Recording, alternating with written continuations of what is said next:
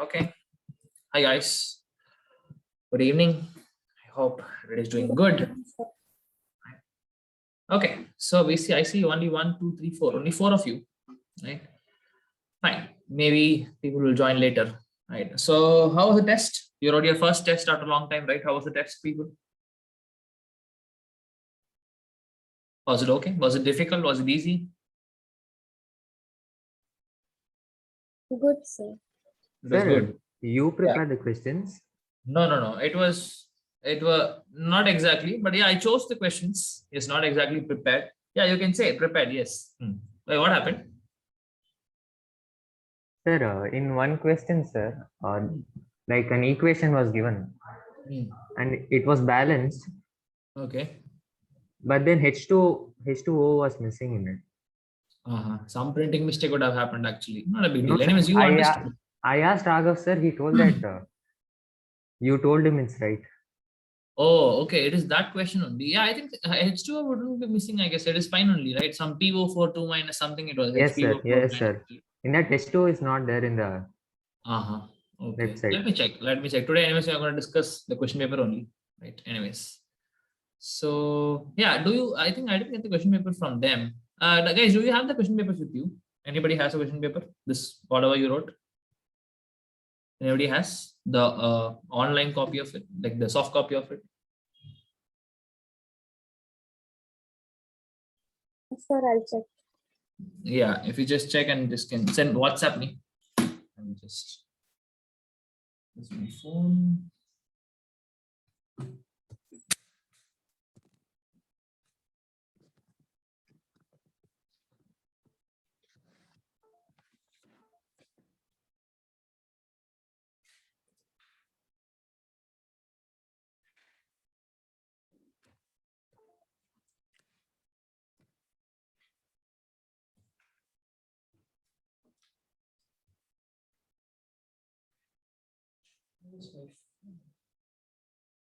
Sir, you teach at Byju's? 1 second, I'll be back. 1 second.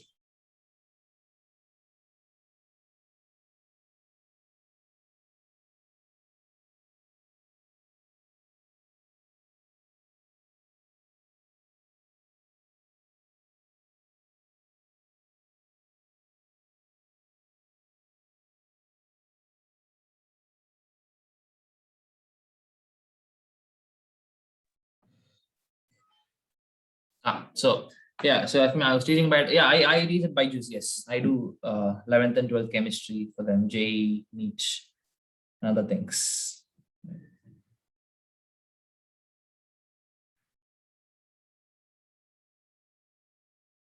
I'll also ask these people to send me.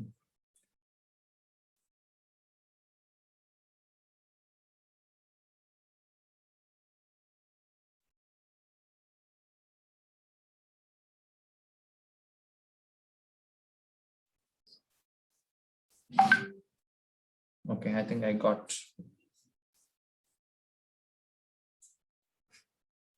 Okay, let me share my screen, people.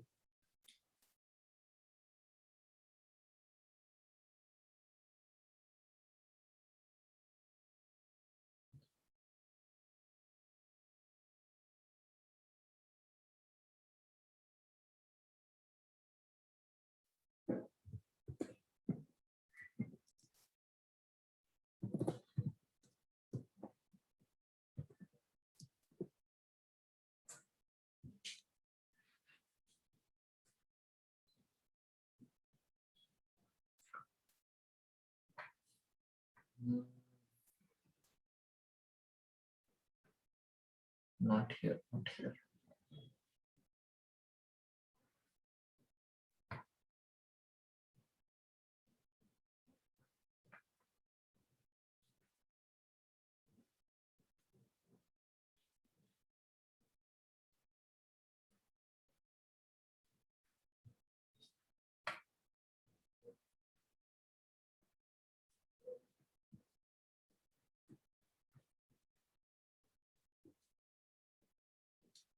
Okay, so this was a paper, right?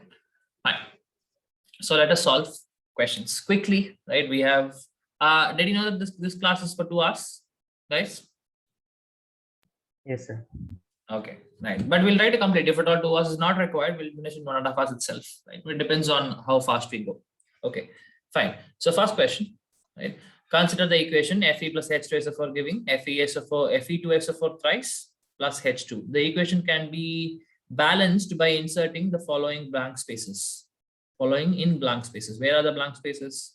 Okay, there are no blank spaces. I think they're asking for Fe, H2SO4, Fe2SO4 thrice and H2. What are the numbers, right? I can easily balance this, right? So you don't have to go for the redox and all. Please don't go for that. This is very simple. Normally itself, you write 2 Fe here, right? 2 get okay, and then there are 3 sulfates. So you write 3 sulfates, 3 H2SO4s. Totally 6 hydrogens. Here I have only 2. So you write 3 here, right? So and then 1 only here, right? So 2, 3, 1, 3 is what I'm looking for. So this is what is right. Okay, right? Fine. Next, right? Density of 3M solution of NaCl is this much, right? What is the molality of the solution? Now, please understand. For molality, for these kind of things, you have to use the definition and not the formula. Okay, formula. If at all you know the definition, you know the formula eventually, right? Say now what is fine. Now you see that there is 3M, capital M is given. What is capital M? Capital M is molarity, right? So what do you mean by that? That means, I know again definition is going to work here. 3 moles of NaCl, right? 3 moles of NaCl is present in, right? How much? 1 liter of the solution, right? That is 1000 ml of solution. This is what it means by 3M. This is what it means. 3M NaCl means this is what it means, right? Okay. So if that's the case, now fine. Now what they want to know is molality, right? Now for molality, right? Okay. Cap small m it is, right? So that would be number of again, you know the formula, right? Number of moles of solute divided by mass of solvent. And if it is in grams, we have to put 1000, right? Okay, so we need the for molality of a solution. For you to find the molality of the solution, we need number of moles of solute and the mass of solvent. Solute in this case is nothing but NaCl, right? Solvent in this case is water. Okay, right? Fine. So from this data and the density given, you have to somehow find, right? Fine. Now we understood from 3M, 3 capital M, that it is 3 moles of NaCl in 1000 ml of water. Okay. Now what do we need? We need number of moles of solute. Now you can directly take, right? We already know what is the number of moles of solute, assuming that the total volume is this much, right? Assuming that the total volume is 1000 ml, we know that the number of moles of NaCl is how much? 3. So this one value we know, 3, right? Divided by mass of solvent is what is required. That is mass of H2O, not mass of solution. It is only mass of solvent into 1000. Okay, right. So now how do you find this? That is where density is going to come into the picture. Density of solution is equal to mass of solution by volume of solution. Okay, now what did we assume the volume to be? We got 3 moles by assuming the fact that it was 1000 ml, isn't it? So I can directly put it here. So density is given to you as 1.25 gram per ml, correct? Yeah, gram per ml, 1.25 gram per ml, right? So that is equal to mass. We don't know. That is what we need, right? That is, so you're getting mass of solution. Be very careful, okay? Mass of solution is equal to or divided by this divided by the volume, which is 1000 ml, right? So if you bring this here, ml will cancel, eventually you'll have only grams. That is mass of solution is 1.25 into 10 to the power 3 grams. Okay, this is 10 to the power 3. 1000 becomes 10 to the power 3 grams. All right, now what I need is mass of solvent. That is nothing but water for your molality calculations, right? So that how can I write? Can I subtract it from mass of solution? This is total. Solute plus solvent is solution. From that, if I just delete what is the mass of solute, what you'll be arriving at is mass of solvent. right? And this mass of solvent will substitute in the, what is that here? You will substitute in the molality equation because you already know the number of moles. Okay. Now, how do we find the mass of solute? Because we know the number of solute here, right? We know the number of solute, 3 moles, right? So can I write the mass of NaCl, or in this case, this is nothing but NaCl, which is nothing but 3 into the molecular mass of molecular mass of NaCl, that is 58.5, right? This is nothing but your molecular mass of NaCl. This 3 comes from the molality, that means 3 moles are there in 1000 ml, right? Okay, fine. So that is your mass of solute. Now, where you have to this you have to minus from the mass of solution. Mass of solution is this much, we found out from the density calculations, right? So that would be what if I can write this 1250 grams minus this much is what is your mass of H2O. Okay, fine. Now we can actually do this calculation. You don't have to do the calculation, but we will keep this. Okay, right. Now if I go to the molality calculations, right? So I have the number of moles of solute to be 3, that is NaCl, divided by mass of solvent, that is nothing but say approximately, also if I can calculate, right? Say 3 into 50, 3 into 50 is 150. Okay, 3 into 8 is 24, 3 into 0.5 is 1.5. Okay, 5 plus 5. Okay, here it's 7. Okay, nothing. So 170. Okay, this value is 175.5. So all I have to do is 1250 minus 175.5. Here it is 0, 10. Here it is 9. Here it is 14. Okay, that's it. Right? So 1074.5. 1074.4. Okay, fine. 5, sir. For 0.5. Okay. Right. So that is your mass of solvent that you can substitute here. Okay. So 1074.5. And we are doing it in grams. So we will put 1000 here in the numerator. Right. So approximately it is 3000, right, divided by 1074.5, which is approximately 2.8 something like that. Right. Sir. Okay. Yeah.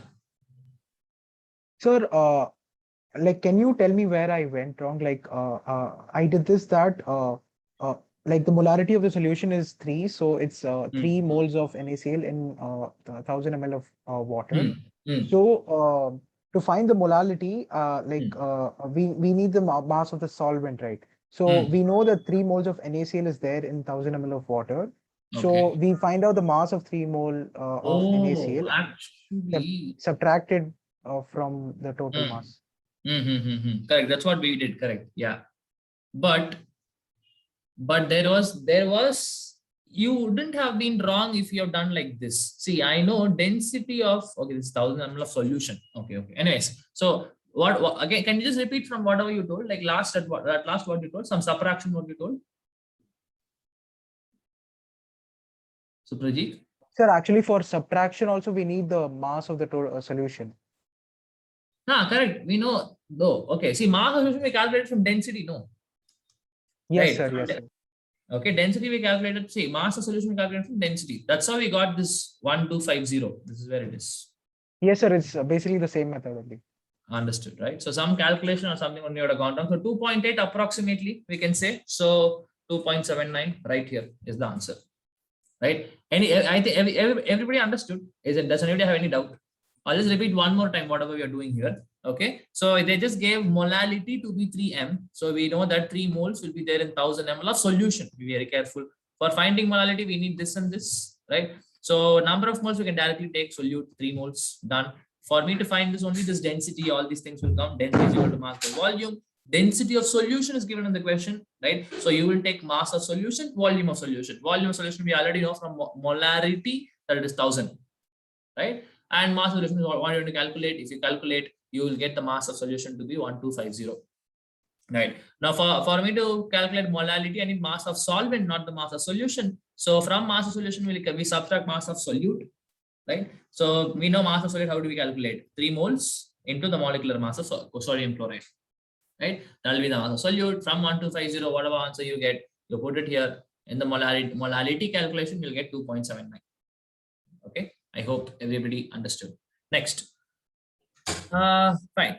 In scientific notation for numbers, any number can be represented in the form n into 10 to the power n where, okay, we have to go through the options, all the options only. Okay, n is an exponent. Okay, obviously this is what is an exponent having positive or negative values. Okay, fine. N can be positive or negative. N can vary from 10 to 100. Okay, fine. This is not wrong. It can be 10 to 100, right? This small n they are telling. Okay, So it should be between 1 to 10, right? Oh, okay. The rules they're talking, right? Yeah, there should be 1 to 10, correct? Right? We don't go for 10, but we can be 10 to 100. We even write, say, 9.5 into 10 to the power minus 35. We write. So that is capital N, sir. It's not small n. Oh, they're talking about, okay. This n. Okay, understood. So yeah, that should be 1 to 10, correct? Yes. Right? We don't see, you can even write, say, how much ever value you have to write it between 1 to 10, 9 point something, 8 point something, whatever. And in 10 power, you can adjust. Yes, absolutely. Correct. So this is correct. Okay. Next. N is the exponent having positive values only, need not be. Okay. This small n can be negative also. Right? Okay. Next. N is an exponent having positive or negative values. N can vary from 0 to 1. No, it's 0 to 100. I think the right answer is here. Okay. A is the correct answer. We'll check. N is an exponent having positive or negative values. N represents a number that can vary from 1 to 10, but not 10 itself. Absolutely. Because if it is 10, again, it will go into 10 to the powers. Isn't it? So yeah, this is why you should be patient. Right. The mistake I did, you should not do. This is not the answer. D is the answer to the question. Yes, absolutely. Okay. Gram molar mass of zinc sulfate, you have to calculate. Okay. But fine. I even don't remember what is the atomic mass of zinc. Is it 31 for zinc? 30 is atomic number, sir. Atomic mass is 60. I think somewhere around 60, right? Approximately also I do, because the numbers are a little large differences there, right? Say 60 I keep approximately. Okay. Say sulfur is 32. I know oxygen is 16. So the 64, right? So 60 plus 65, sir, for zinc. 65 for zinc. Okay, fine. Right. So 60 plus 64 is 129, 131, 161. Where is it? Right here. And B is the correct answer. 161. Okay. Next. There are dashes. Okay. Why are these kind of questions given to you? I don't understand. Okay. Fine. Do you want to solve these questions, people? Right. I don't think SI unit of density is kg per meter cube. Here, 20 grams is how many milligrams? 2000 milligrams. Sorry, 20,000 milligrams. Correct. Right. And then there are dash centimeters in this many millimeters. Okay. That is into 10. If I do, that is 1.010 centimeters. Okay. Fine. Next. Which of the following statements about pure substances are correct? Okay. Pure substance have fixed composition. Pure substances do not have fixed composition. Pure substance can be compounds only. Pure can be elements only. No, there can be both elements as well as compounds. Both can be pure substances. Okay. So yeah, they have a fixed composition. Yes, true. Right. So A is correct. 20 meter per. Is this question really like this question paper? Or do they have any good questions? Okay, they do have. Because I didn't see the question paper fully as such. I just picked few of the questions. Okay. So, right, next. So 20 meter per second is same as millimeter per second. I think you can do this. I don't want to help you. Anyways, next one. The empirical formula of sucrose. Okay, for you to know the empirical formula, you should know what is the formula of sucrose first. Okay, sucrose formula is C12H22O11, right? C12H22O11, right? So can you write this in an empirical formula? See, this is an odd number. First of all, will not go with 11 and 20. Oh, it will go, right? But 11 and 22 will go, but 12 will not go again. So you will not be able to further reduce this. Okay, so C12H22O11 itself is the empirical formula of sucrose. Sir, Okay. Yeah.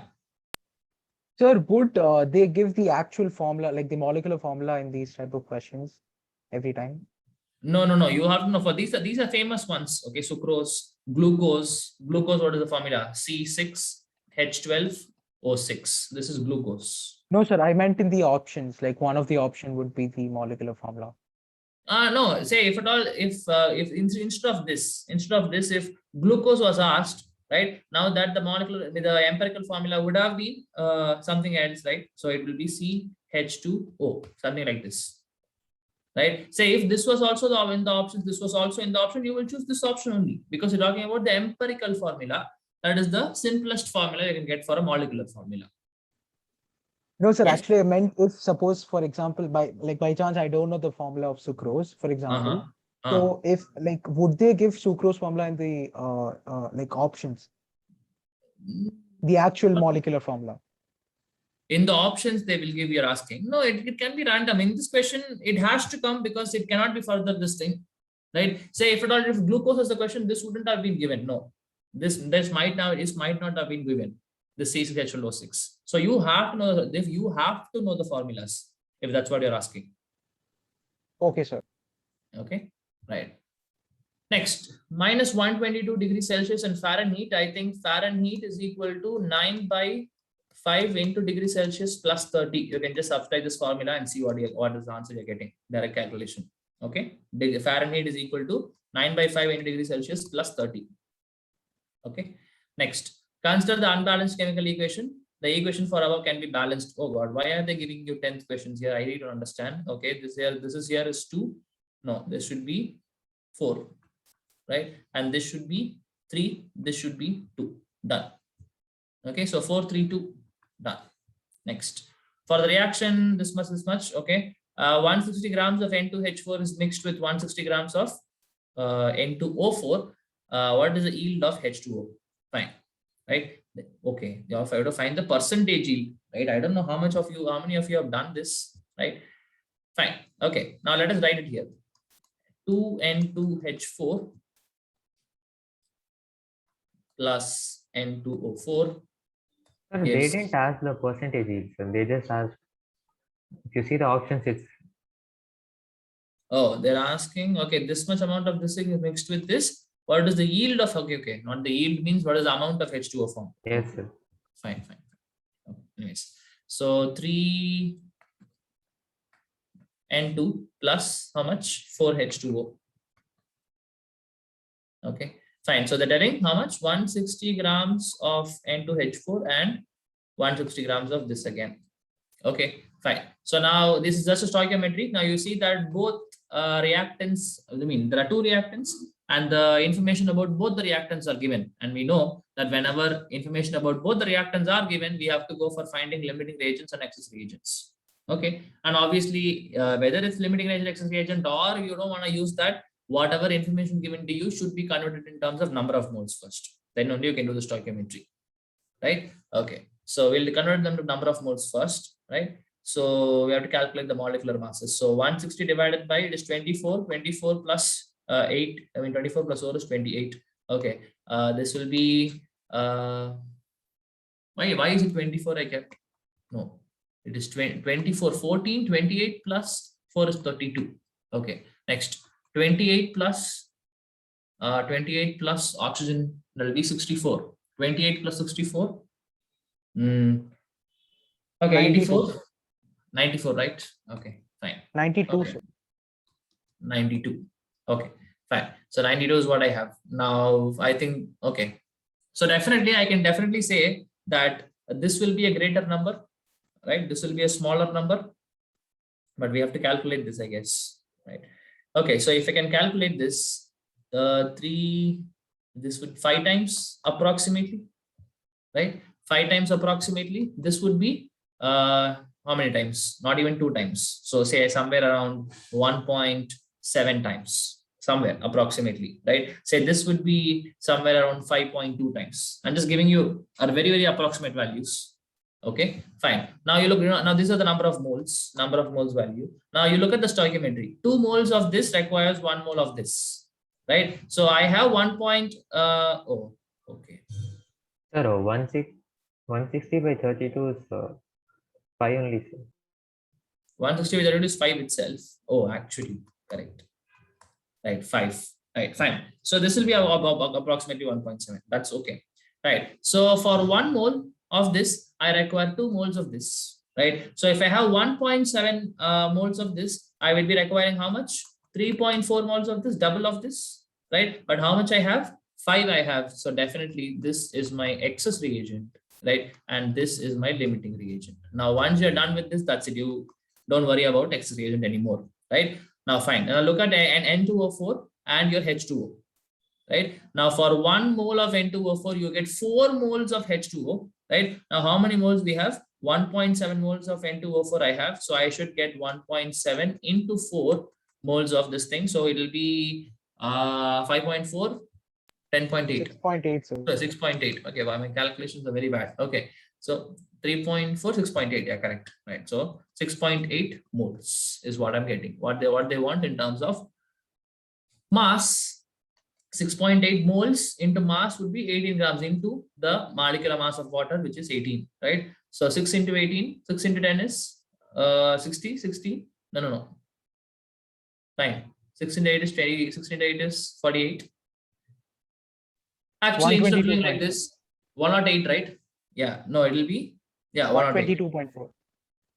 Yeah, 122.4 grams, right? This is what you're expecting. Okay, where is it? 122.4, 122.5, yes, right here. No, this is 124.4 is what we got. 122.4 we got. Okay. Then we have to be careful. I think this is not exactly 1.7, right? So don't worry about it, people. Hope you understood what you have to do, right? You just have to do the stoichiometry and assuming that this is the limiting reagent, calculate this value properly and do this. The values are very close by, don't approximate. Okay, all are 105, 120, 115.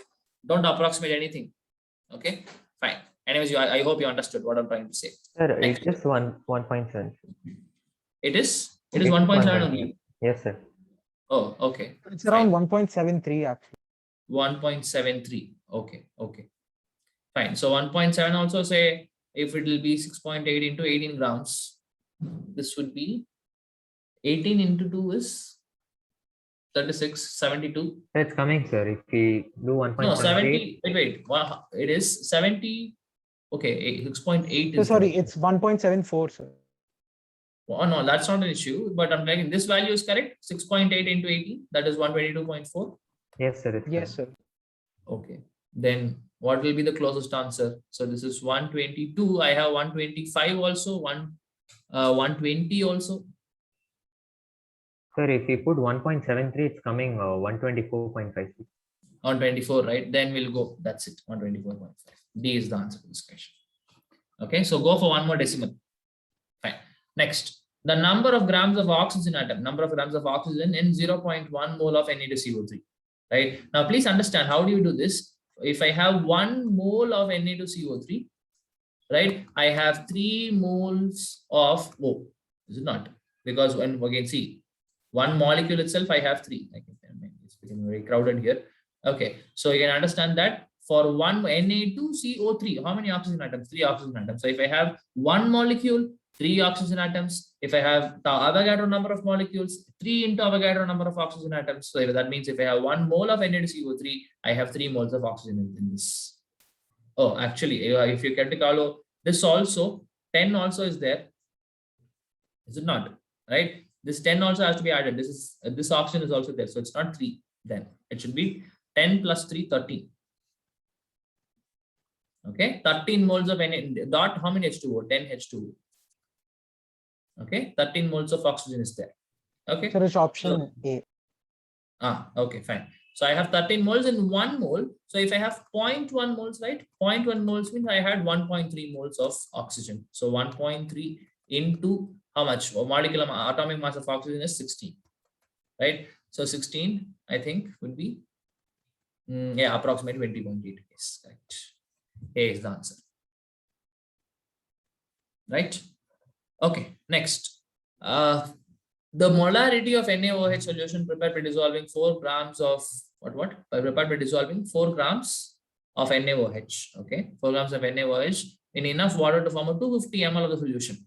Okay, very simple, right? I think I know molarity capital M is number of moles of solute divided by mass of solution in ml into 1000.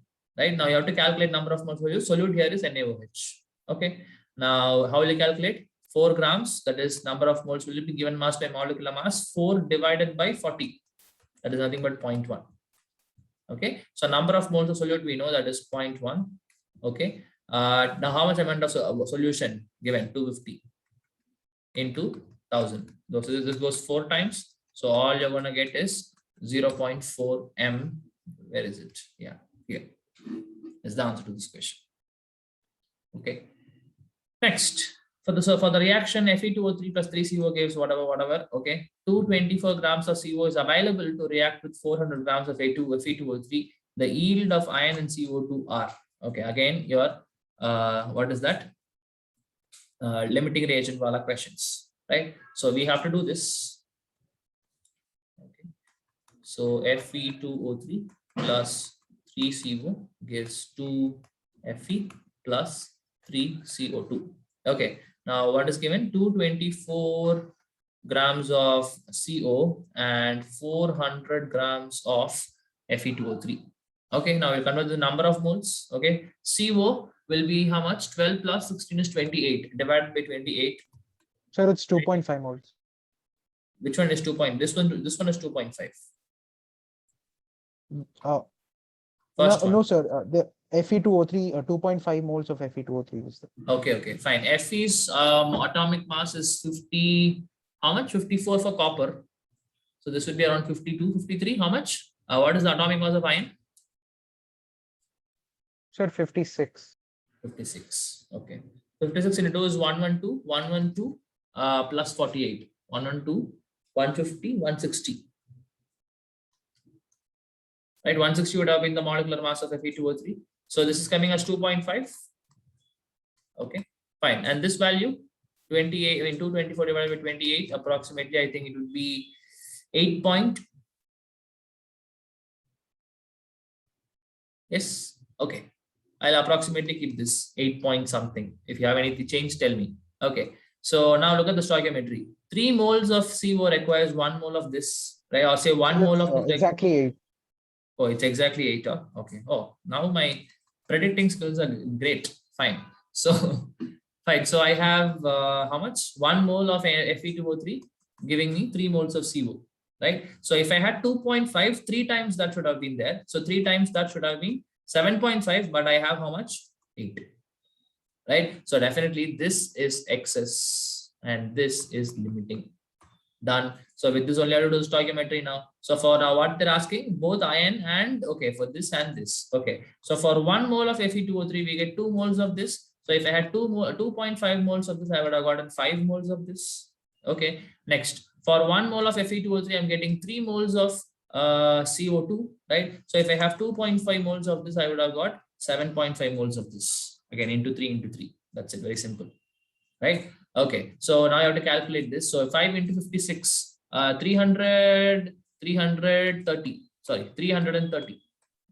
right? 56. Now 5 into 5 is 250 plus 30 is 280. 280 grams. Is there any 280 grams? 279 right here.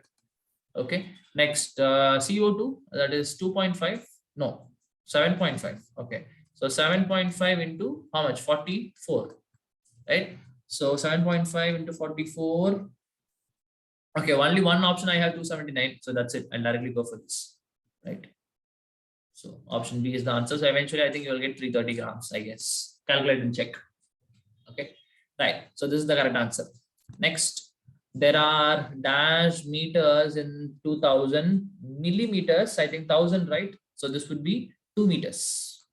Done. Next. For the reaction this much, what is the limiting reagent? What? Without anything you will ask. There is no information given and directly asking what is the limit, which is the limiting reagent. Okay, wrong question. Okay, next. The number of significant figures. Okay, I really forgot how to do this. Anybody wants to help me? What is the answer here? 3, sir. Okay, so no, for the decimal, I mean the 0 after the decimal is not counted, is it? Yes, sir. Okay, fine. 3 then. Thank you. Next. Consider the chemical reaction. The equation can be balanced by inserting. Okay, I think you can do this. You have 8 here, right? Then you have totally 20 here, right? Total. This one is 20. Oh, 8 if we do, you have to put 8 here also, right? So okay, how much? 26. So you have to put 13 here. That's it. Done. Sir, 34. 8 into Oh. 2. 8. Okay, this is 18. Oh, we're talking about hydrogen. 18 is there plus 8 into 16. Oh, okay, fine. 8 into 16. 16 plus 18 is 34. Correct. 16 plus 18 is 34. So 17. 34 means 17 you have to keep here. Okay, that's it. So 8, 17, 1 and 8. 8, 17, 1 and 8. Okay, that's it. B is the answer. Next. The molar mass of AgBO3. Okay, I don't know why are they asking you like this. You really don't have to remember the atomic numbers, I guess. Okay, because this and all is so stupid. There are so many other things to remember. Why will you remember atomic numbers or atomic masses? But if they ask you, you have to know, right? Ag is 108. Okay, and boron atomic number is 5. So I just approximately keep this as 11, 10 or 11. Okay, and oxygen is 48. I mean, that is 16 into 3 is 48. Okay, so 108, 148, 156, 166, 167. Okay, approximately 169. Okay, got it. Right. So like this, even though you don't remember the atomic masses, but since you have the options with you, but if all the options are close by, again, there's a problem. But if at all they're a little far away from this, you can easily do it. Okay, next. For the reaction, this much amount is burnt and this much amount, the yield of H2O. They want to know yield of H2O, which is the limiting reagent also. Okay, so let us write the reaction. 2C4H10 plus 13O2 gives 8CO2 plus 10H2O. I have space. Okay, 10H2O. Okay, what is given? 300 grams of C4H10, 300 grams of C4H10, and 1000 grams of O2. 1000 grams, right? Okay, 1000 grams of O2. They want to know yield of H2O and the limiting reagent. Okay, fine. Okay, so now again you have to convert the number of moles, right? C4H10, 48, 58. No, correct. Yeah, 58, right? So 58, there would have been definitely less than 6, say 5 point will come. 5.17. 5.17. Okay. 5.17 moles is what I have. Okay. Next, oxygen is 32. So definitely this will be 32 times approximately. See, no. 31.25. Okay, 31.25, right? 31.25 moles. Okay, I think this is way too much. We'll check anyways. So for 2 moles, I require 13 moles, or I can say for 1 mole, I require 6.5 moles, right? 2 moles, 13 mole means 1 mole, 6.5 moles. Now, if I have 5.17 into 6.5, if you do, oh, tricky calculation, right? So we have to do this, I guess. 517 into 665, 35 times, okay, 8, and this would be 25. Done. 642, 4, 10, 1, 30, 31, 5, 10, 6, 3, 3. How many points? 4 points. 33. I require 33.605 moles. I hope I'm right. I think I'm right. Okay, check this, people, whether they are getting this. Okay, so I should have had how much? I should have had this O2 as 33.6 something, right? But how much I have is nothing but 31.25. So definitely this is your limiting reagent. Okay, I hope you understood what I'm trying to say. I should have had, for me to complete this thing, I should have had 33, but I'm having only 31. So definitely this is your limiting reagent. Okay, right? Fine. And after that, what they want to know is yield of H2O. Okay, so for 13 moles, we get 10 moles. Okay, fine. 13 moles, 10 moles. You can write this if you want. 13 O2 gives 10 H2O. Right now, how much I'm having is 31.25 x. You can cross multiply this. Okay, so X would be 10 divided by 31.25 into 13. So that is approximately 130 divided by 31.25. Approximately this is 10 times, right? 9.8, something like that, right? No. This is not. No, it's not. Actually, this would be 3 times, 4 times will come, approximately 4, right? So near to 4, whatever we are getting, we'll check. Why? What?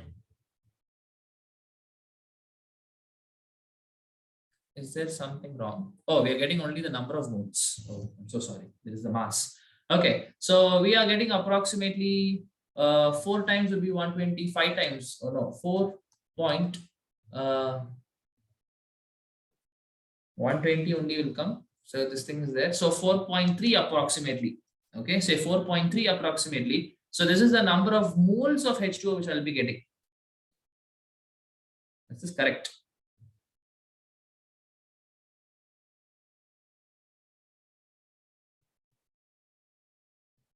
Okay, fine, we'll check. This into 18 is what we have to check, right? So this would be 4 times 72. I don't think I have any 72 here. There is some calculation mistake somewhere. What did I do wrong? Okay, this is the mistake. Instead of 30, no, that only. Okay, this is the mistake. I should have kept 13 here, and then here I should have kept 31.25. People, X, how will you calculate? X would be 13 into X is equal to 10 into 31.25. Now divided by 30 is what is your number of moles of H2O. Okay, that's the mistake. So you can write 312.5 divided by 30, right? So this would be approximately how many times? 13, 260. Right, 260, and then again another. So 260 means 20 times, right? 2 is 26. No, yeah, 2 is 26. 20 times is 260, and we can say 260. How many 13s?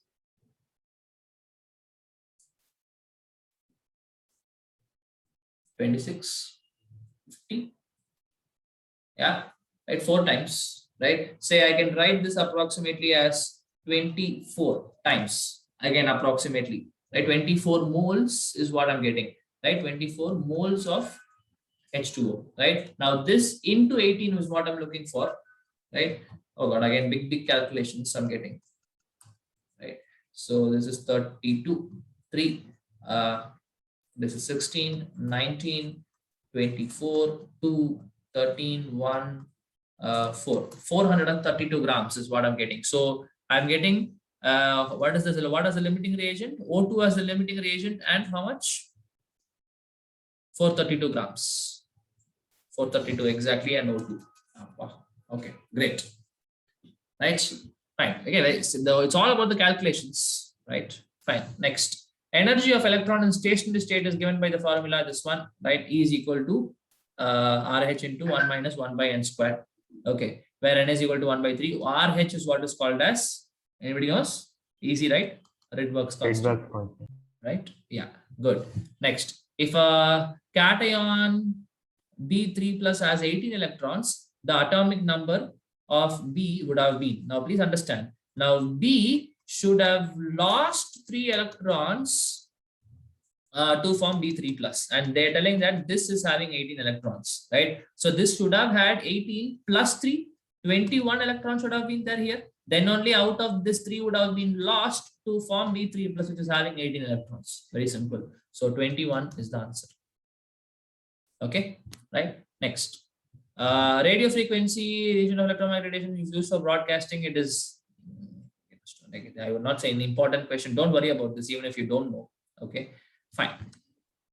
Next, what will be the electronic configuration of element having atomic number 24? Okay, so 1s2, 2s2, 2p6, 3s2, 3p6, 4s2. How much got? 10 plus 18. Okay, 20, 24. Right.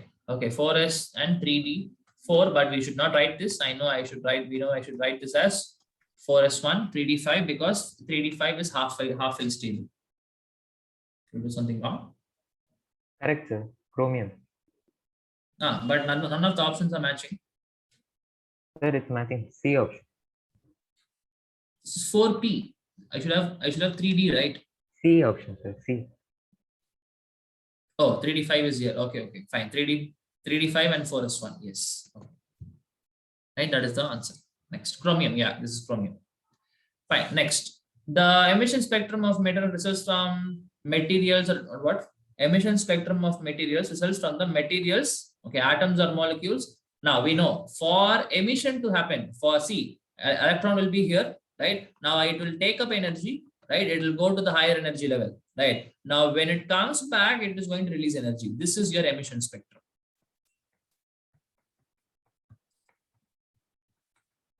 Right? So when it comes back from higher energy level to lower energy level, it is going to release some energy. That energy is what is going to come in the emission spectrum. Right? Okay. So we have to go for transition from higher level to, that is excited. This is excited to the ground state or the normal level, however you want to call it. Right? So a transition from excited to the normal state. That is when we have the emission spectrum coming. Okay. Next, what is the time? Okay. Fine. So the electrons are ejected from the metal surface when the light of certain frequency strikes the metal surface. A very, very easy question. Photoelectric effect. Right? We have a metal surface. Light is fell on them, and then what will happen? Electrons are coming out. We know h nu naught is equal to h nu is equal to h nu naught plus half mv squared, which is nothing but the velocity of electron here. H nu is the energy spent. H nu naught is the threshold energy, where this thing is the threshold frequency. I think you all remember this. Okay, it is nothing but photoelectric effect. Okay, next, Mg2 plus is isoelectronic with, okay, I think it is Na plus, right? Okay, because they belong to the same period. It's not easily you can be able to predict, or else you go for the atomic numbers, do the electronic configuration and check it, right? Or the shortcut, if you're smart, you would have done Na plus directly. Okay, it does not mean that I am smart just because I did it. I am able to do this because I have been doing this for a long time. If you're able to do it, you're actually smart. Okay, that's the point. Fine. Right. Next. So which of the following conclusions could not be derived from Rutherford's alpha scattering experiment? Okay. Electrons move in a circular path fixed orbits. This system is wrong because this was done by Bose. Right. The main problem was Rutherford was the placement of electron, where the electron is present. Right. Eventually, they said that the electron will fall into the nucleus. So many problems, these, that. Right. So definitely, this was the problem in Rutherford. That's where Bose helped us. Right. So this is the could not be derived. Anyways, we'll check the other ones. Most of the space in the atom is empty. Absolutely, because most of the alpha rays passed through the gold foil. Right. We have the ZNS screen. There are scintillations. Right, when most of the space is empty because of that. Okay, next, electrons in the nucleus are held together by electrostatic force of attraction. Yes, he said that. Yes, that is easily understood anyways, right? Because nucleus is positively charged. That is all right. Okay, the radius of the atom is about 10 to the power minus 10, while that is the nucleus is 10 to the power minus 15. So what are they trying to say? Atom is very big, right? In that nucleus forms a very, very small center. That's what they're trying to say. Right, obviously because of that only what is happening, 1 in 1000 rays, right, got different by an angle of 180 degree. Not every ray, but 1 in 1000 ray, because this point has to be specifically hit like this. That's why very, very, very rare cases only it will happen with the gold ray, the alpha rays, right? So this is also fine, right? The only wrong option is this, and that is what is the answer to this question. Okay, next. E is equal to h nu is used to calculate what? It can be actually used for anything, right? Calculation of energy of ejected electrons. Maybe we use half mv squared because the energy of quantum, sir. Yeah, it should be energy of quantum. We know it is coming from quantum theory, Planck's quantum theory, if you can remember. Elementary oscillators, they are vibrating some frequency. And then what do you mean by quantization? One small value, based on that only all the other allowed values are there, the integral multiples of the smallest value, right? So yeah, absolutely. That is your energy of quantum. Planck's quantum theory. I know this H is also called as Planck's constant. So from that also you can write this, right? Next, according to quantum theoretical model of an atom, each orbital is designated by three quantum numbers. That is principal quantum number n, azimuthal quantum number L, and magnetic quantum number M. And S is different. These two are together. S is different. I think I told you when I taught you this. Okay. Next, labeled. Okay, mentioned here N, L, and ML. Where sometimes even the magnetic has M in ML. M. This you don't write like this. M subscript L we write like this. Okay, not like this. Okay. Next, these are referred to as what? Okay, I think we know. N is called as principal quantum number, azimuthal quantum number, or orbital angular quantum number, and magnetic quantum number. That is what we need, right? Principal, azimuthal, spin, no, right? Azimuthal, principal, no, nothing. So yeah, N is principal, azimuthal, very easy question. B is the answer, right? Next. Wavelength of a ball of mass this much moving with the velocity of this much is what? This is de Broglie's, right? Easily, lambda is equal to h by mv, right? Easy de Broglie's, right? So you just have to put in the values. I think 6.6 into 10 to the power minus 34 divided by mass was 0.1 kg. Please understand that you have to put everything in SI units. Okay, right? Into 10 to the power 10 meter per second. Again, in this thing. So this one gets cancelled. This is 1. Okay, 10 to the power minus 1, 10 to the power 1 gone. So all I have is 6.6 minus 34. Where do I have 6.6 minus 34? Right here. Okay, I think 6.626. Whatever. Okay, got it. Next, for the azimuthal quantum number, L is equal to 2. The values of magnetic quantum number. Now, magnetic quantum number M can be between minus L to plus L. Right, and we know L can start with 0 and it can go up to n minus 1, right? And n can start with 1 and it can keep on going 1, 2, 3, 4. There's no restriction for n, right? But L value depends on n, M value depends on L. Minus L to plus L is what you're seeing. So they're telling L value is 2, right? So can I tell M value will be minus 2, minus 1, 0, plus 1, plus 2. Done. Okay, that is right here. Right. Done. Next, arrange the electrons present in the 4s, 3d, and 4p, 3p orbitals in the order of their increasing energies. Now, I told you increasing energy. If they ask you about the orbital, it is directly proportional to n plus L, right? And this, if you have same n plus L, right, then you go for a higher n has higher energy. That's it. Okay. So what and all they're asking? 4s, 3d, 4p, and 3p. Okay. 4s, 3d, 3p, 4p. 4p and how much? I mean, what is 3p? Okay. Right. So I know for this n is equal to 4, L is equal to 0 because it is s orbital. Remember that L is equal to 0 is S, L is equal to 1 is P, L is equal to 2 is D, L is equal to 3 is F. Okay, fine. Now this N, whatever the number is before the orbital, that is S or P or DF, that is a principal quantum number L, N. Right? So N is equal to 0, L is equal to 0. So N plus L value is 4. Next, for 3D, 3 plus 2, right? N plus L, again, 5. Next, this one, 4 plus 1, 5. Next, 3 plus 1, 4. Okay, so we have 5, 5, and 4 4s. Okay, next. So between 5 and 5, which is going to have the highest, definitely, which is having higher N, that is 4p. Okay, so the largest energy goes to 4p, then comes 3d because it is having 5, then 4 and 4, we have to check, and 4 is having more atomic, means more principal quantum number, right? So after that, 4s, then your 3p. This is your answer. 4s, 3d, 4s, and 3p. Okay, I need to have 4p to be the highest. Then comes 3d, 4p,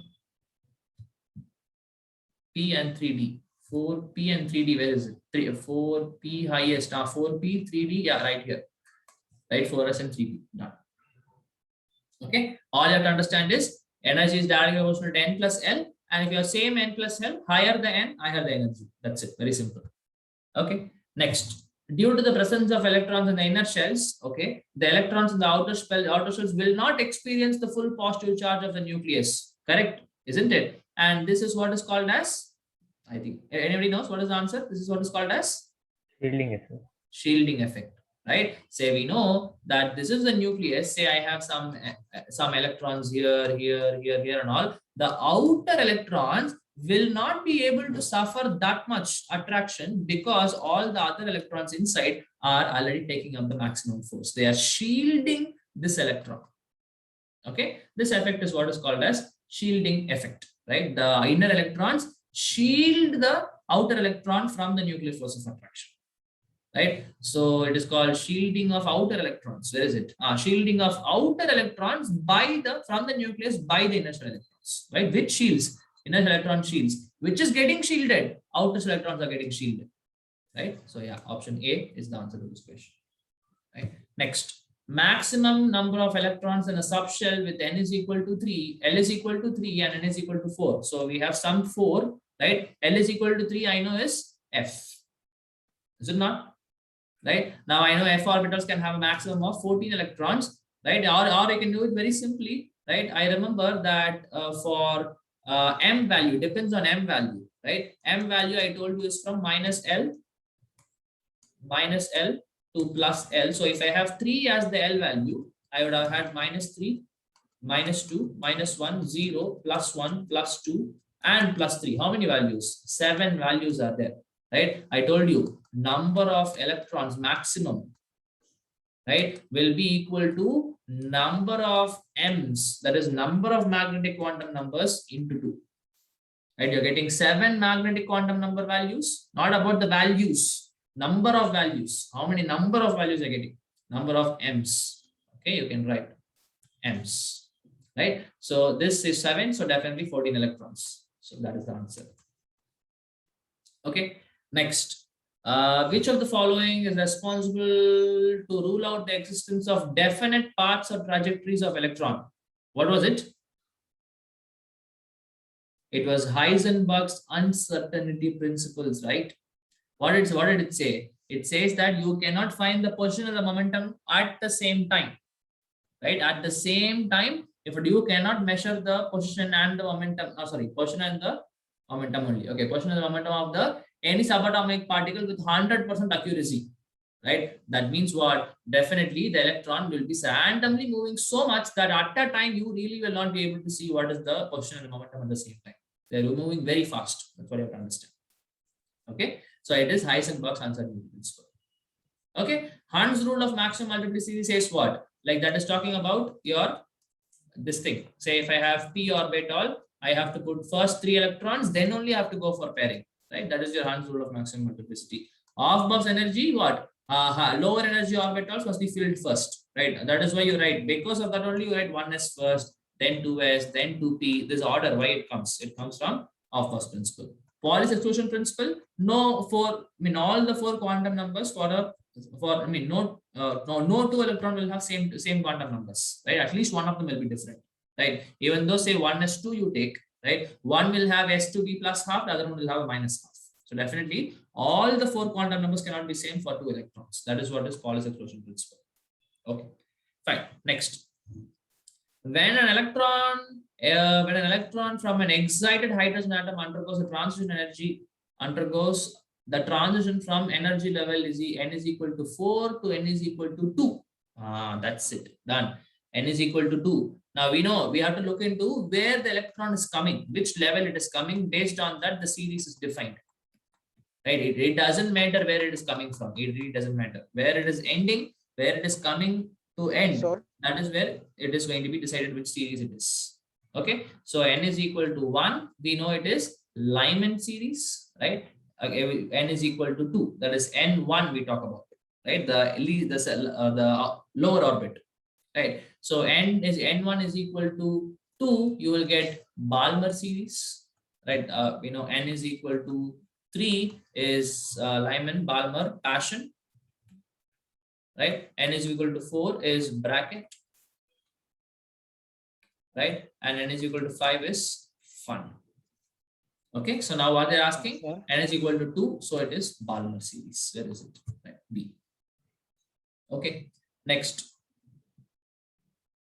De Broglie equation is, I know lambda is equal to h by mv. Sorry, lambda is equal to h by mv. It's right here. Okay, next. When electrical discharge is passed through gaseous hydrogen, the H2 molecules dissociate and the energetically excited hydrogen atoms emit electromagnetic radiation of discrete frequency. The hydrogen spectrum consists of. Okay, now we have to read this story for you to understand. Okay, so look at this. What are they telling? They have some gaseous hydrogens. Okay, gaseous hydrogen. This is H2. Okay, now electrical discharge is passed. What they're going to keep a conductor through this, they're going to pass electricity. Okay, now what is going to happen? Basically, I have this H bond, right? Now electricity is given to this bond will break. So you will form hydrogen atoms. Okay, you will form hydrogen atoms, right? That's what energetically excited. That too, you're giving so much energy. So let me put a star. Okay, that means they are excited. Okay, fine. Now they're excited, the hydrogen atom produced emit electromagnetic radiation, obviously. Why? Because they are in excited state now, right? Now they will grow to their normal ground state, right? Now what will happen in this process? Energy will be released, right? Excited hydrogens now will go to the ground state. So in that process, they will release some energy. We already know this excited ground state energy will be released. Okay.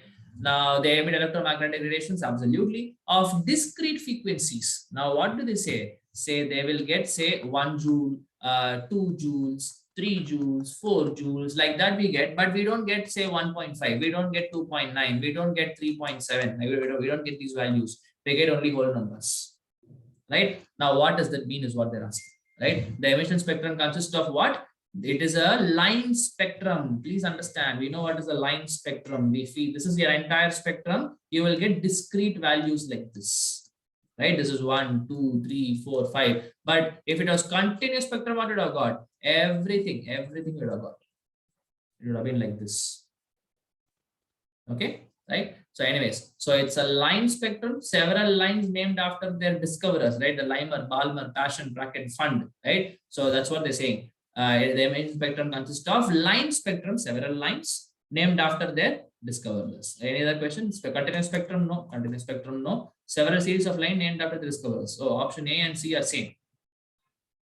Several series of lines. Several, yeah, obviously several series of lines named after their discoverers. By series, Lymer series, Balmer series, right? So yeah, C is the answer to this question. Okay, next. 10 to the power 15 hertz. Look into it if you want. You remember it. Okay, fine. Next, manganese 25 has outer electronic configuration. I can directly write this. Okay, because till this thing, your I know it's 25. 25 means I can directly write this as 4s23d5. That's it. Okay, or else you write entire thing, right? I remember this, or else you write the entire thing and write the outer electronic configuration. The outer electronic configuration means this is what is your outer electronic configuration, 4s23d5. Okay, right? Fine. Next, which of the following set of quantum numbers represent the highest energy of an electron? They want to know the highest energy. All you have to know is n plus L is directly proportional to energy. N is 3, L is equal to 0, 3. N is equal to 3, L is equal to 2, 5. N is equal to 3, L is equal to 1, 4. N is equal to 4, L is equal to 0, 4. The highest energy is 5. I mean, N plus L value highest is 5. So energy will also be the highest. That's it. B is the answer. Next. Sodium chloride contains discrete molecules as their constituent units. Okay, discrete molecules as their constituent units. Okay, fine. In sodium chloride consists discrete molecules as their constituent units. What do you mean by discrete molecules? Okay, fine, I'll try to understand. Fine. In NaCl compounds, positive sodium ion and negative chloride ion entities are arranged in a 3-dimensional structure. They do not. What do you mean by contains discrete molecules? as their constituent unit. Just a moment.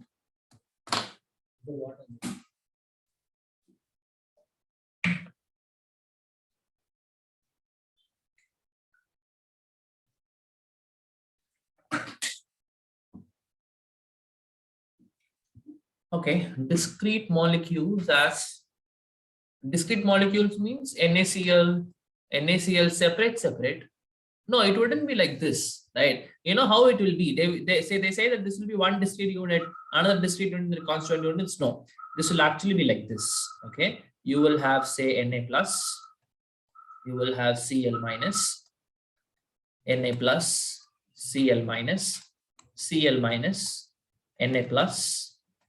This will be Cl minus, this will be Na plus. Like this, it will be keep on going three-dimensionally, right? So what are you seeing? It is not that one Na plus are added to only one Cl minus. It added to so many Cl minus ions, and the same goes with Cl minus. Not only with one Na plus, with so many Na plus ions. Okay, right? So in NaCl compounds, positive ion and negative ion are arranged in three-dimensional structure. That is correct. Okay, reason is correct, but your assertion is wrong. Okay, so A is false. That's it. A is false. R is true. D is the correct answer.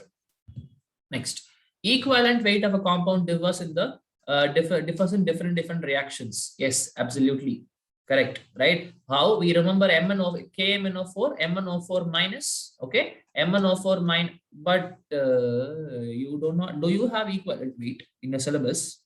No, sir. No, right? Okay. Don't worry about this. Next.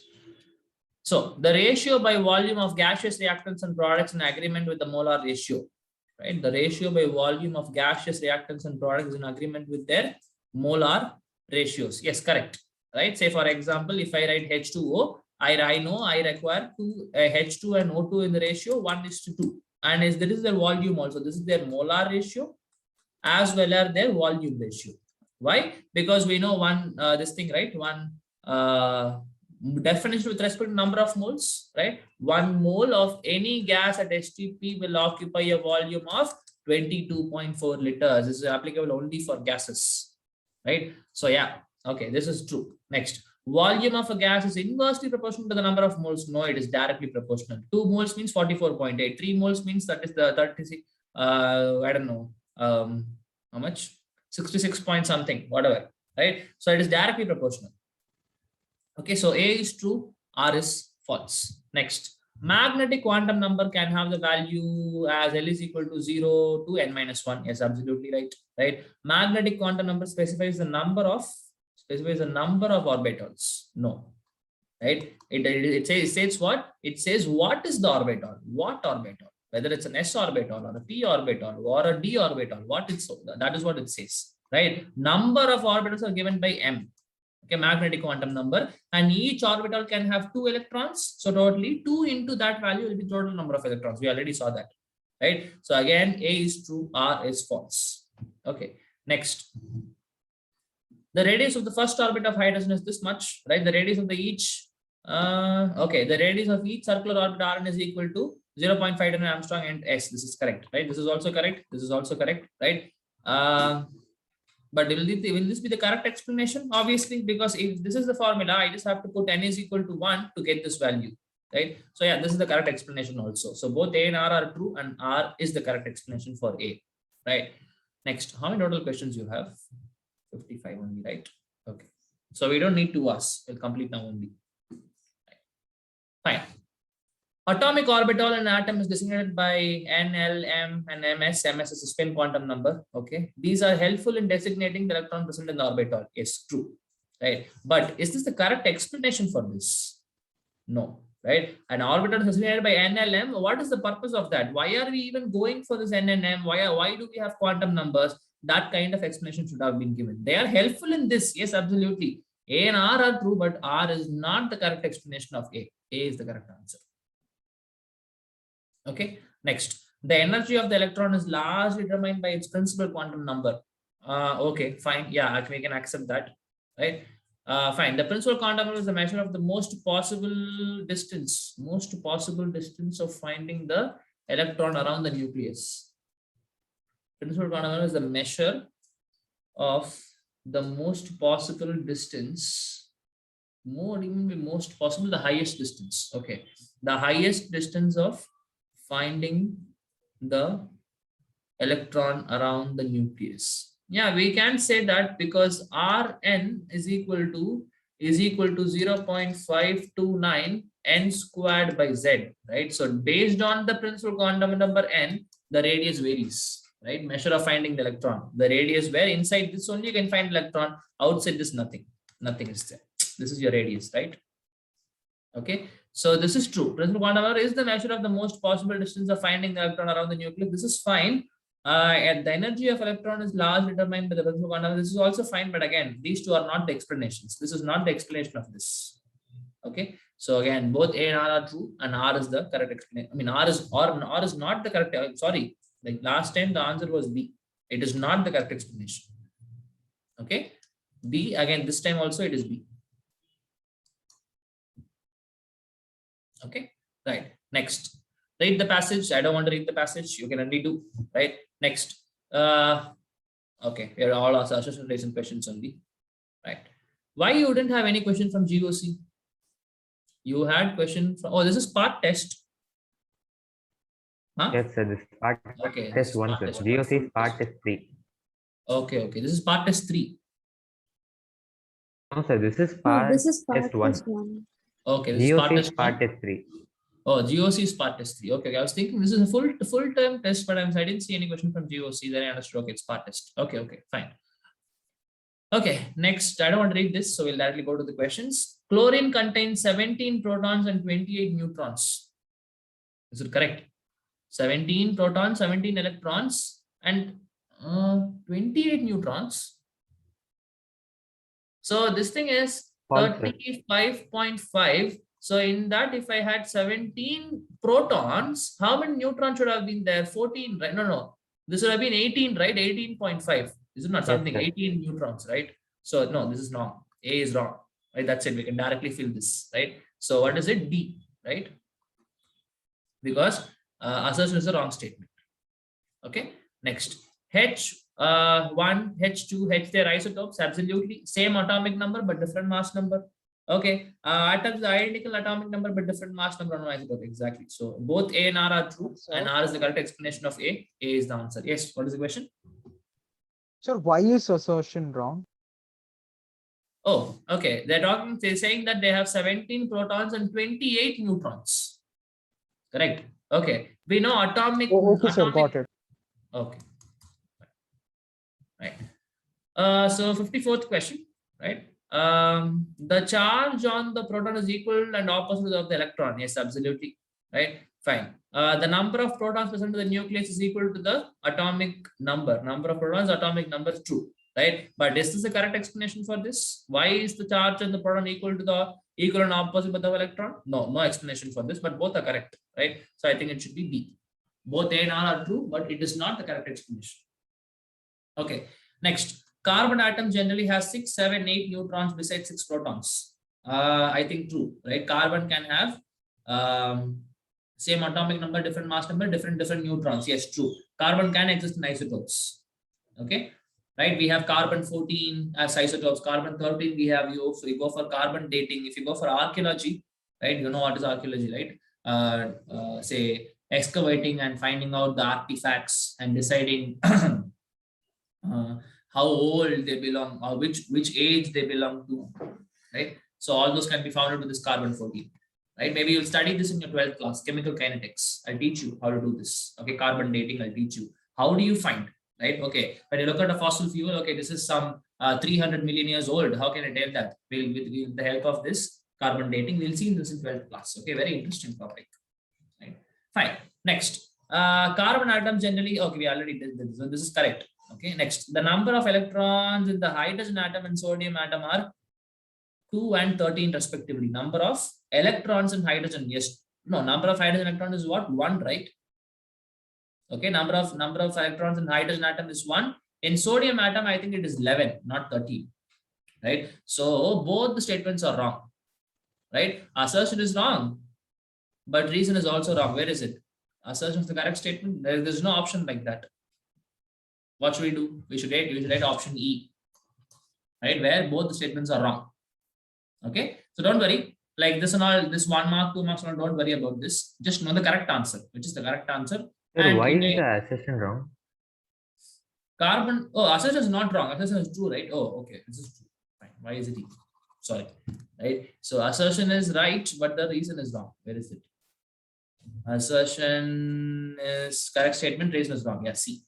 Right. For this, it is C. Correct, correct. Okay. So how much time it took? Yeah, almost 1.5 hours. Right. So from next class, we'll not have it as 2 hours. We'll have only 1.5 hours. I thought we'll take more time. Right. Guys, did I go very fast? Did anybody feel that I go very fast? Everybody understood? Sir, we could have actually just discussed the main sums which are difficult.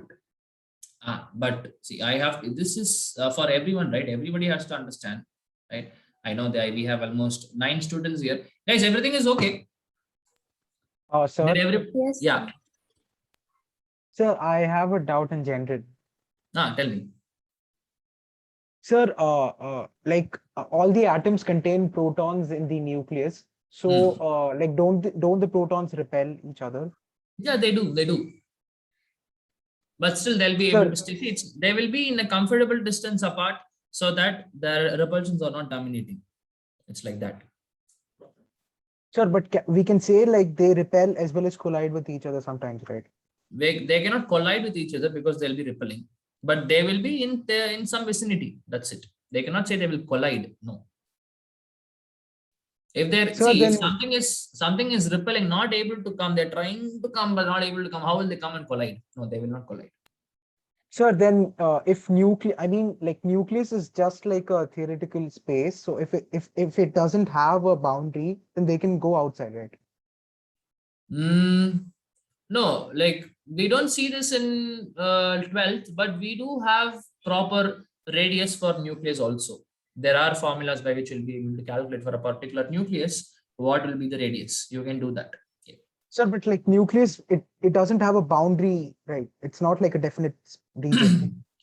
See, the radius of the nucleus is always related to the radius of the atom, right? Say we can tell it like this: if radius of atom is something, right? Radius of nucleus will be 1/100th of that, or 1/1000. I'm not telling you the exact value, but it will be relative. As big as the atom is, the nucleus size also becomes bigger, but it does have a definite size. For each atom, the nucleus size remains constant. I mean, different for different atoms. Okay. Okay. I No, sir. don't Actually, know. my question was, Hmm. if they repel with each other, then like they can go outside, out of the.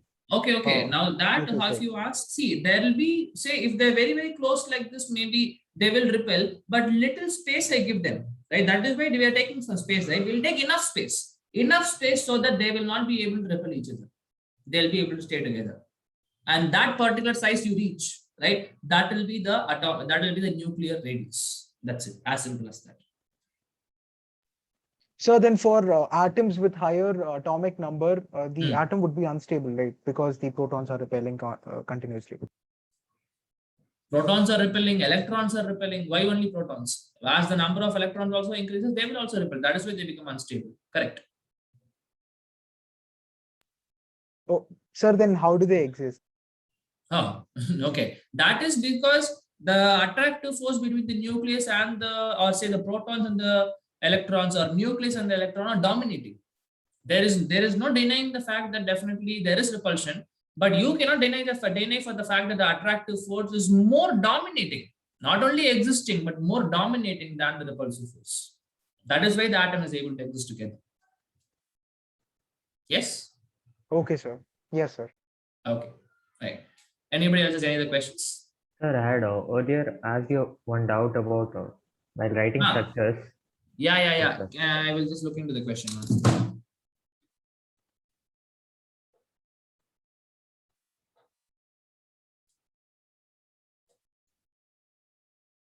Can you tell me what's your number? Like, what is the starting of the number? Your number? 99405. 9940. Got it. Okay.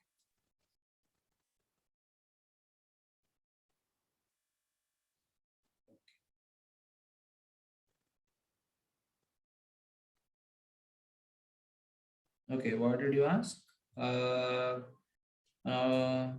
This is, can you write the structure in normal form? Okay, this particular structure. Okay.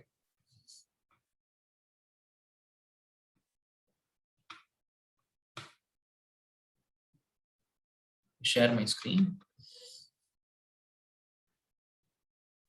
Okay, so they have given this kind of structure. Okay, like this, a double bond.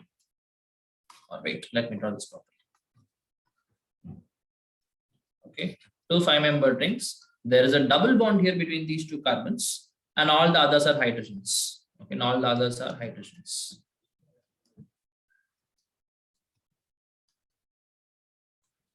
Okay, this is what we have, right?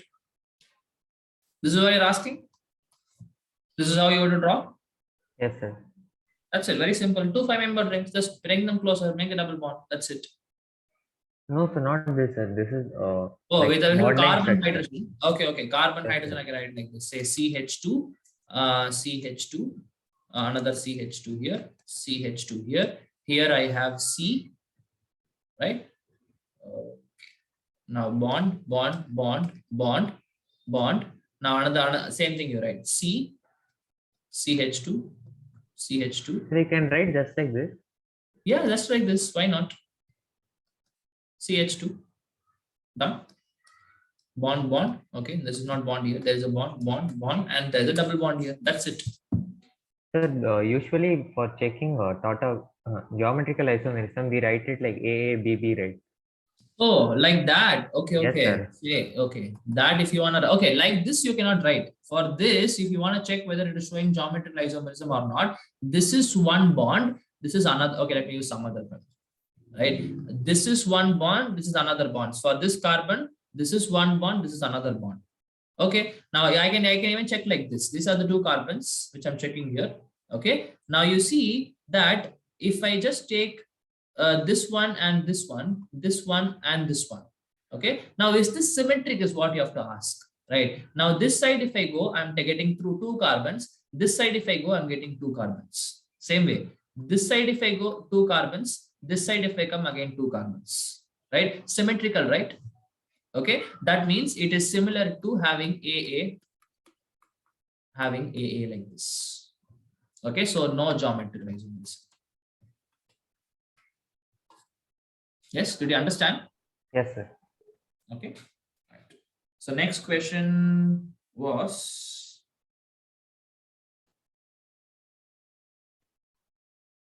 could you also explain how do we draw, how do we place hydrogen for carbon? In some cases we are writing these structures.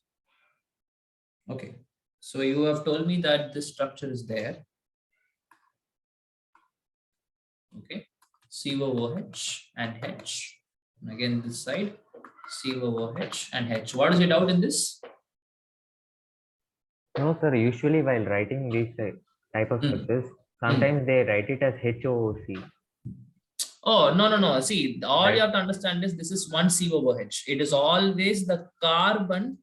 You understand? This is your functional group, right? So which has the empty, which has valency left out? You see that 1, 2, 3, only 3 bonds are there. One more bond has to come for this carbon only. Be very careful.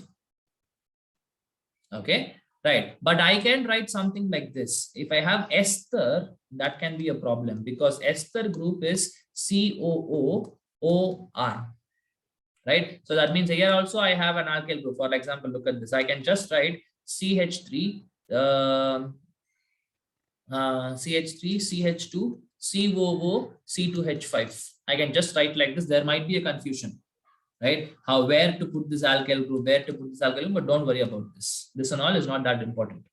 Okay. For carboxylic acid, if you ask me, it is always this carbon which is having C double bond, which is lacking a valency. That only will be attached to anything else for that matter. That's it. Okay. Okay, sir. Right. Any other question you asked? That's it, right? Yes, sir. Sir, but I have one more doubt. Yeah, ask me. Yes. Sir, what is ortho effect? Okay. Ortho effect. You will study this in 12th, but fine. Okay. See, if you generally go for acidic strength, okay, if you go for acidic strength in organic chemistry, I told you it is, I don't know whether I told you this, it is directly proportional to the Stability of Stability. the conjugate base. Yes, sir. You Okay. told it, sir. Oh, I told it. Okay, good. Right. So if I take benzoic acid, this is benzene ring with COOH is called benzoic acid. Yes, sir. Okay. Now the conjugate base of this benzoic acid would be, after removing H plus, whatever is remaining is what is called as my conjugate base of this particular acid. Okay. Now I have to check whether it is stable or not. Now, if I put, say for example, NO2 here. Okay. I put NO2 here. Okay. So what is going to happen? All you have to understand is this is going to give me minus R effect. Is it not? This is going to pull resonance. It is going to take away resonance from this, right? So it is going to be an electron withdrawing group. Now, if it is electron withdrawing group, it will take this negative charge away from oxygen. Negative charge is decreased, stability increases. So the acidic strength also increases. This is okay, right? But instead of NO2, right, what I do is I put, say for example, OCH3. Okay, now you see that there'll be a lone pair here, which will be involving a resonance of the benzene ring. So actually what is happening in this case, it is giving me plus R effect, electron donating group here. So what is going to happen to the negative charge? It will increase, stability will decrease, acidic strength will decrease. This is what we expect. Okay, but actually what is going to happen is, irrespective of whatever the group which is there in the ortho position, right? This is COO. This particular position is what is called as ortho. This particular position, I think this also I told you, I guess. This is ortho, Yes, sir. this Yes, is sir. meta, this is para, right? So this, in this ortho position, in respect of whatever the group is present, whether it is electron donating or electron withdrawing, right? The acidic strength was seen to be increasing. This effect is what is called as ortho effect. Okay, we actually expect, if at all I have OCH with an electron donating group, to decrease the acidic strength. But what we see in reality is that whether I have this or this, the acidic strength is actually increasing only. Okay, that effect is what is called as ortho effect. Okay. Okay, sir. Right. Any other questions anybody has? Sir, one more doubt. Yeah.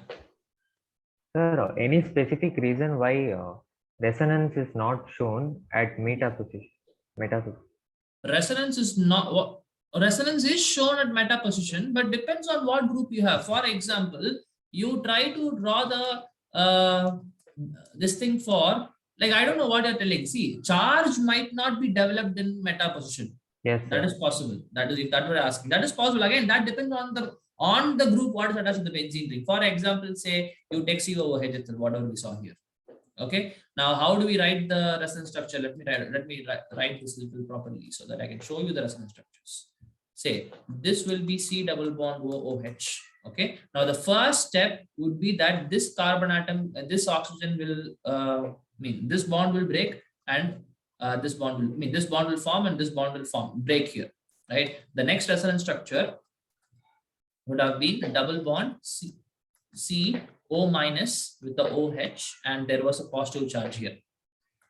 Okay, there was a positive charge here. Okay, so you will see that a positive here and positive here and here. Positive, positive, and positive. If you continue, you will see that positive is coming only at ortho and para position.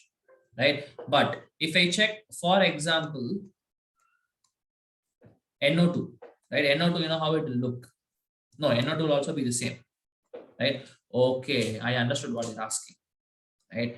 Fine. So for example, this was an electron withdrawing group, right? This particular C double bond O is going to be an electron withdrawing group. But even if I had an electron donating group, you know what will you see for like OCH3, it has a lone pair and all these things. You will see that there is negative charge coming at ortho and para position. Right? So it is not because we are not, you know, interested in meta. It just resonance turns out to be like this. You know how the bond breaking happens. You know where to put the positive and negative charges. If you put like that in meta position, we are not getting any charge, either positive or negative. That's the thing, right? But based on this, but if at all you go for specific reactions, right? Even though no positive or negative is coming, you can put some substituent here. Say COH is there. If I do proper reaction, I can put an NO2 here also. It is not like this position is like inert, not like that. But yeah, no charge is happening. No charge is coming on the meta position. That is very true. The reason is because it's very simple, because the resonance happens like that. It's just that the resonance happens that particular way. There is no other reason I can give you. Okay, Okay. sir. Right. Any other questions anybody has? Sir, can you once explain electromeric effect? Electromeric effect, okay, electromeric effect is very similar to resonance only, right? But which example can I give you is what I'm thinking. Okay, say if I had CH3, CH, C double bond OH, something like this. Okay, say there is a Cn minus coming. Okay, now this Cn or say let me put some nucleophile is coming. Okay, now this nucleophile will attack here, right? Now because of that, this bond can come here, or if you want, you show this negative charge formed, and then the bond will come here. Eventually, double bond will be there, and this bond will be broken. Okay, now this is what is called as electromeric or mesomeric effect, right? But don't worry about it. Electromeric effect is nothing but resonance effect. It's exactly same to resonance effect. Nothing else changes. Okay, How don't do worry we about it. decide which side the pi bond goes, sir? Like This whether and it's all you have to know. Don't worry. This and all you'll study. As more and more you learn things in organic chemistry, the more and more you'll understand. Right? There is something called as HSAB, hot soft acid base theory, something like that. Based on that, you will decide. Okay, if at all I have so many pi bonds, which pi bond should I attack? All these things is based on this. You will study more. Slowly, we'll learn. Don't worry. Sir, do we have electromeric effect for our school exam? Yeah, nothing. If you just study resonance, electromagnetic effect is studied. Okay, don't worry about it. If at all if you're so curious about what exactly is the difference, just Google it. Okay, what is the difference between electromagnetic effect and resonance? They will tell you, right? But there are going to be very subtle differences, very small differences. They can be like the same only. Okay. Okay, sir. Right. Any other questions anybody has? Okay, I hope everybody satisfied, right? Fine. Thank you so much, Will. I don't know whether you understood or not. I don't know whether I went fast also, right? If at all anything is like this, please let me know next class. I can go a little slow for you guys. Okay, fine. Thank you so much, people. We'll meet again, I think tomorrow, right? We'll meet. Thank you. Thank you, sir. Thank you, sir. Thank you, sir. Thank you, everybody.